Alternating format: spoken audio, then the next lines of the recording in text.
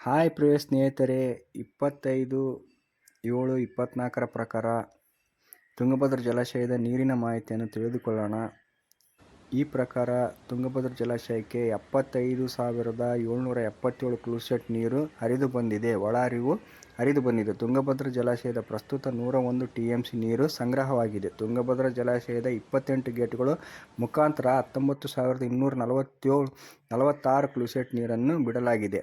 ಹಾಗೆಯೇ ಎಡದಂಡೆ, ಬಲದಂಡೆ ಮತ್ತು ವಿಜಯನಗರ ಕಾಲುವೆಗಳಿಗೆ 14,674 ಕ್ಯೂಸೆಕ್ ನೀರು. ತುಂಗಭದ್ರಾ ಜಲಾಶಯ ಸಂಪೂರ್ಣವಾಗಿ ಭರ್ತಿಯಾಗಲು 4 ಟಿಎಂಸಿ ನೀರು ಬೇಕಾಗಿದೆ. ಹಾಗೆಯೇ ತುಂಗಭದ್ರಾ ಜಲಾಶಯದ 16,033 ಅಡಿಗಳ ನೀರನ್ನು ಹರಿಬಿಡಲಾಗಿದೆ. ಪ್ರಸ್ತುತ 16,031.82 ಅಡಿ ಈಗಾಗಲೇ ನೀರು ಭರ್ತಿಯಾಗಿದೆ. ತುಂಗಭದ್ರಾ ಜಲಾಶಯ ಸಂಪೂರ್ಣವಾಗಿ ಭರ್ತಿಯಾಗಲು ಇನ್ನೂ 2 ಅಡಿಗಳಷ್ಟೇ ಬಾಕಿ ಇದೆ. ಹಾಗಾಗಿ ತುಂಗಭದ್ರಾ ಜಲಾಶಯದ ಒಳಹರಿವು ನೀರಿನ ಪರಿಸ್ಥಿತಿ ಯಥಾಸ್ಥಿತಿ ಮುಂದುವರಿಯುವುದು. 25/7/24 ಸಂಜೆ 28 ಗೇಟ್ಗಳ ಮುಖಾಂತರ ಭಾರೀ ಪ್ರಮಾಣದ ನೀರನ್ನು ಬಿಡಲಾಗಿದೆ.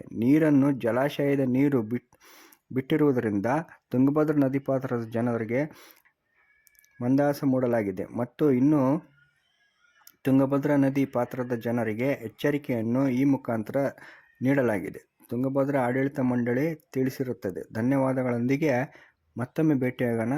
GM ಟುಡೇಕ್ಕೆ ಲೈಕ್ ಮಾಡಿ, ಶೇರ್ ಮಾಡಿ. ಧನ್ಯವಾದಗಳು.